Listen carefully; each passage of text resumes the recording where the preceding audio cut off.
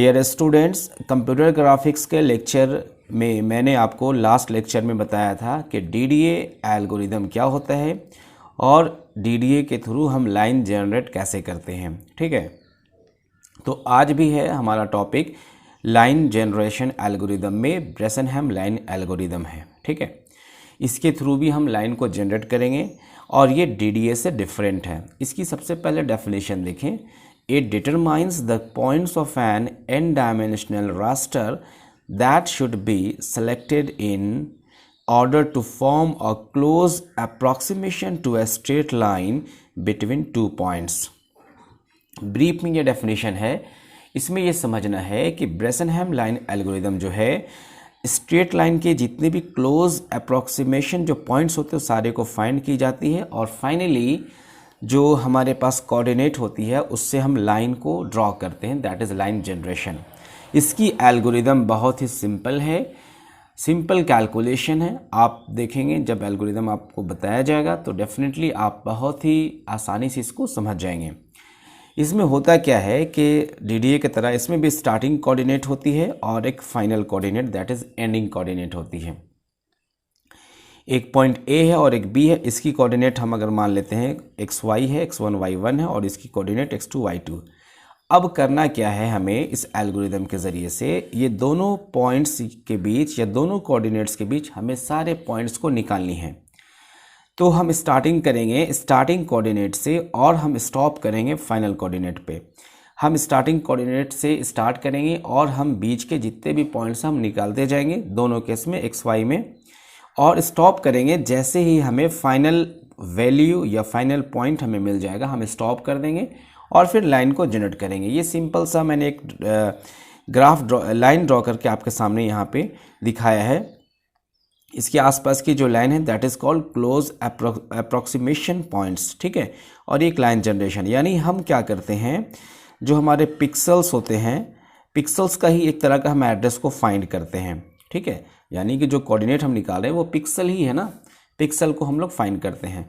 तो ये basic concepts होने के बाद चले मैं आपको बताता हूँ कि एल्गो कैसे लिखते हैं। 3-4 स्टेप्स में इसके एल्गोरिदम है, आप देखेंगे स्टेप बाय स्टेप, डेफिनेटली आप इसको बहुत ही इजी वे में समझेंगे। ओके, देखिए एल्गोरिदम पे अब हम आते हैं और यहाँ सबसे पहले देखते हैं हम स्टार्टिंग करेंगे यहाँ से। स्टार्ट कोऑर्डिनेट हम इसको मान लेते हैं x0 y0 और एंडिंग कोऑर्डिनेट को हम मान लेते हैं xn yn। ठीक है, और स्टेप 1 में सबसे पहले जो कैलकुलेशन होगी वो डेल्टा x की और डेल्टा y की। तो डेल्टा x की फार्मूला आप जानते हैं xn माइनस x0 और डेल्टा y की फार्मूला yn माइनस y0। तो इस तरीके से आप डेल्टा x और डेल्टा y इजीली फाइंड कर लेंगे। उसके बाद इसमें स्टेप 2 में क्या है, इसमें स्टेप 2 में है कैलकुलेट डिसीजन पैरामीटर। ये हमको निकालना है, इसको हम pk से डिफाइन करेंगे। डिसीजन पैरामीटर को हमको निकालना है pk इक्वल टू, इसका फॉर्मूला है 2 delta y minus delta x। इस फॉर्मूला को आप याद कर लें। और ये स्टेप 1 स्टेप 2 ये 2 स्टेप होगी और एक स्टेप 3, ये 3 स्टेप में आपकी एल्गोरिदम ख़त्म हो जाती है अगर आप इसको ध्यान से देखेंगे तो फर्स्ट स्टेप में आपने डेल्टा x डेल्टा y निकाल लिया।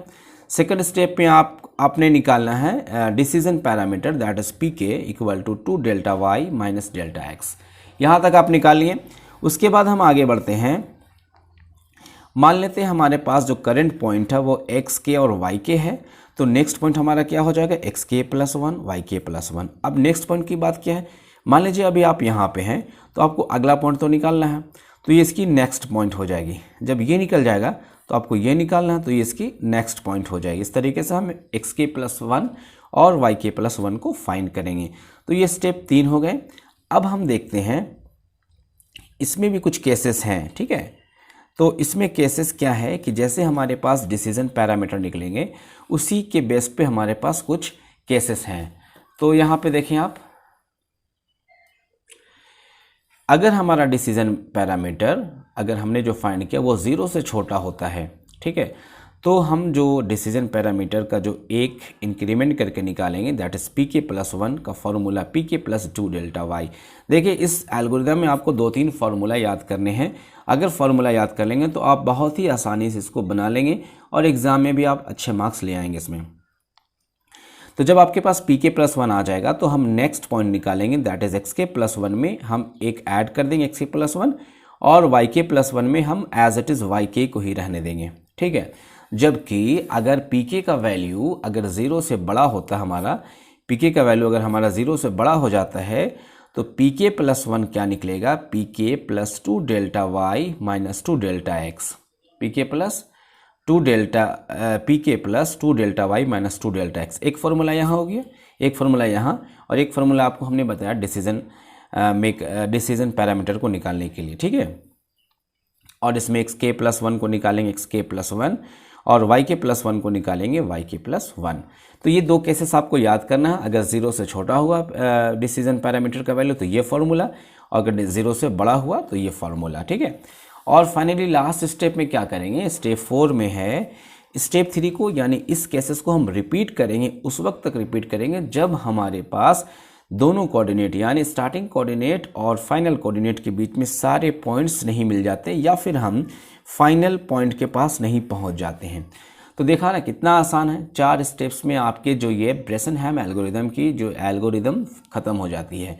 आराम से आप याद कर लें और इसको प्रैक्टिस भी कर लें, ठीक है। अब चले मैं एक एग्जांपल उठाता हूँ, एग्जांपल्स के थ्रू आपको बताएंगे इसका यूज़ करके, और एक लाइन भी ड्रॉ करेंगे, ओके। देखें आपके सामने हमने एक एग्जांपल लिया है, स्टार्टिंग कोऑर्डिनेट ये है 9, 18 है, और एंडिंग कोऑर्डिनेट है 14, 22। तो ये एक्स नोट वाई नोट को हमने डिफाइन किया, और एक्स एन और वाई एन को ही हमने डिफाइन किया। तो सबसे पहला स्टेप अगर आपने एल को देख लिया तो सबसे पहले स्टेप आपको डेल्टा एक्स निकालना। डेल्टा एक्स का formula x n minus x naught 14 minus 9 5, और delta y y n minus y naught that is 22 minus 18 equal to 4। ये भी बहुत आसानी से निकल गया। अब देखें स्टेप 2 में फिर हमने बताया था आपको डिसीजन पैरामीटर निकालना। तो डिसीजन पैरामीटर निकालने का formula p k equal to 2 delta Y minus delta x, ठीक है। अब 2 डेल्टा वाई का वैल्यू आपने निकाला 4, 2 इंटू 4 माइनस 5, 2 4 = 8 माइनस 5, तो हमारा डिसीजन पैरामीटर क्या निकल गया, 3 निकल गया, ठीक है। अब 3 निकल गया तो हमारे पास कौन सा केस आ जाएगा, यानी डिसीजन पैरामीटर हमारा 0 से बड़ा है। तो जब 0 से बड़ा होगा तो हमारे पास फॉर्मूला ये पी के प्लस 1, पी के plus 2 delta Y minus 2 delta x हो जाएगा। एक्स के प्लस 1 को एज इट इज ऐसे निकालेंगे, वाई के प्लस 1 को इस तरीके से निकालेंगे। अभी हमें इधर नहीं जाना चूँकि हमारा वैल्यू जो है डिसीजन पैरामीटर का 0 से बड़ा है। तो अब देखें एक चार्ट बनाते हैं, यहाँ पे टेबल आप देखें, टेबल में हमने लिखा है यहाँ पे पी के डिसीजन पैरामीटर प्लस 1, एक्स के प्लस 1 या नेक्स्ट पॉइंट, और वाई के प्लस 1 यानी नेक्स्ट पॉइंट। तो एट प्रेजेंट हमारा जो करंट पॉइंट है वो 9 और 18 है, तो हम इसको करंट पॉइंट मान लेते हैं। करंट कोऑर्डिनेट 9 और 18 को हमने मान लिया यहाँ पे, ठीक है। तो अब 9 और 18 को फिर हमको क्या निकालना है, डिसीजन पैरामीटर। तो डिसीजन पैरामीटर हमने निकाला अभी यहाँ पे 3 निकला हमारा, ठीक है। अब 3 निकला तो हमको क्या निकालना है, सबसे पहले चूँकि 0 से बड़ा है, यहाँ देखें आप देखें यहाँ 0 से हमारा ये जो है बड़ा है, तो ये फॉर्मूला सबसे पहले क्या निकालेंगे, पी के प्लस 1। यहाँ देखिए आप पी के प्लस 1 निकालने के लिए क्या करना पड़ेगा, पी के प्लस 2 डेल्टा वाई। तो पी के हमारा कितना है 3, यहाँ फाइंड करते हैं हम, पी के हमारा क्या है 3, यहाँ देखें प्लस 2 डेल्टा वाई 4 है, माइनस 2 इंटू डेल्टा एक्स 5 है यहाँ पे, ठीक है। यहाँ देखें अब 3 प्लस 8 माइनस 10, तो 11 माइनस 10 कितना हो गया 1। अब आप देखें हमने यहाँ पे पी के प्लस 1 निकाला, और x के प्लस 1 क्या है, x के प्लस 1 यानी कि x का वैल्यू क्या था हमारा, भी हमारा करंट पोजीशन क्या था, वैल्यू 9 था, तो 9 प्लस 1 10 हो गया। उसी तरीके से यहाँ y के प्लस 1 क्या होगा, 18 प्लस 1 19 हो गया। ये लाइन फिनिश हो गया। अब हमारा करंट डिसीजन पैरामीटर क्या है, वही जो नेक्स्ट वाला अब यहाँ आ जाएगा, ठीक है। तो ये यहाँ आ गया। अब जैसे यहाँ आया तो हमको फिर से निकालना पड़ेगा पी के प्लस 1। इस बार हमारा वैल्यू क्या है 1 है, तो हम यहाँ क्या पुट करेंगे, यहाँ पे इस बार पुट क्या कर देंगे 1 प्लस 2 इंटू 4 माइनस 2 इंटू 5, तो 1 प्लस 8 माइनस 10 यानी कि 9 minus 10 equal to that is -1। क्या फाइंड हो गया हमारे पास, -1 हो गया। अब -1 हो गया तो ये अब देखें अब ये किधर जाएगा, सॉरी ये तो -1 निकल गया। अब x के प्लस 1 निकालना है, तो यहाँ पहले ऑलरेडी हमारा 10 था, तो 10 प्लस 1 11 हो गया, और ये वाला हमारा था 19 प्लस 1 20 हो गया। अब ये -1 यहाँ पे आ गया। अब यहाँ दूसरा केस हो गया, क्योंकि -1 डिसीजन पैरामीटर 0 से छोटा हो गया, तो जब 0 से छोटा हो जाएगा तो ये फॉर्मूला लगेगा। तो ये फॉर्मूला में क्या होगा, decision parameter plus 1 equal to क्या होगा, पी के प्लस 2 डेल्टा वाई। तो यहाँ देखिए पी के हमारा क्या है अभी -1 है, प्लस 2 इंटू डेल्टा वाई क्या है 4 है, तो -1 प्लस 2 4 8 दैट इज 7। तो कितना निकल गया हमारे यहाँ देखें 7 निकल गया, और 7 निकल गया तो फिर अगला एक्स के प्लस 1 यहाँ से लेंगे, तो यानी कि एक्स के प्लस 1 यानी 11 है, तो एक बढ़ जाएगा 12, और वाई के प्लस 1 को एज इट इज़ वही रहने देंगे, वही चीज़ यहाँ देखिए वाई के है ना, तो एज इट इज़ 20 रहेगा। अब ये 7 यहाँ आएगा, अब चूंकि ये डिसीजन पैरामीटर 0 से बड़ा है तो अब ये वाला यहाँ ना जाके किधर चला जाएगा, इधर चला जाएगा, चूंकि ये पी के 0 से बड़ा है। तो अब यहाँ आ गया 7 आ गया, तो फिर ये वाला निकालना पड़ेगा, तो यहाँ 7 पुट करेंगे, और यहाँ आप देखें ध्यान से 2 4 8 माइनस 10, ये 7 है प्लस 8 है माइनस 10 है, तो कितना निकल जाएगा 8 7 15 में से 10 गया 5। देखिए हमने यहाँ 5 निकाला, ठीक है। आप देखें कैलकुलेट करें आप खुद से, अगर यहाँ समझ में नहीं आ रहा तो आप इसको कैलकुलेट कर लेंगे अच्छे से। तो 5 आया। अब सेकंड नेक्स्ट में क्या है एक्स के प्लस 1, तो 12 प्लस 1 13, और फिर यहाँ वाई के प्लस, यहाँ देखें वाई के प्लस 1 वाई के प्लस, यानी कि 20 और 21 निकल गया। अब ये वाला 5 यहाँ आ जाएगा, तो फिर हमें डिसीजन पैरामीटर निकालना पड़ेगा, यही वाला निकालना पड़ेगा चूँकि 0 से बड़ा है। तो हमारे पास 5 है, तो यहाँ पे क्या हो जाएगा 5 प्लस यहाँ 8 माइनस 10, तो 8 5 13 माइनस 10 कितना हो गया 3। तो यहाँ देखिए 3 आ गया। जब यहाँ 3 आ गया तो फिर हमको निकालना पड़ेगा एक्स के प्लस 1, तो 13 और 1 14, और यहाँ पे 21 था, 21 और 1 22। तो अब यहाँ से ध्यान से देखें, ये हम फाइनल पॉइंट पे पहुँच चुके हैं।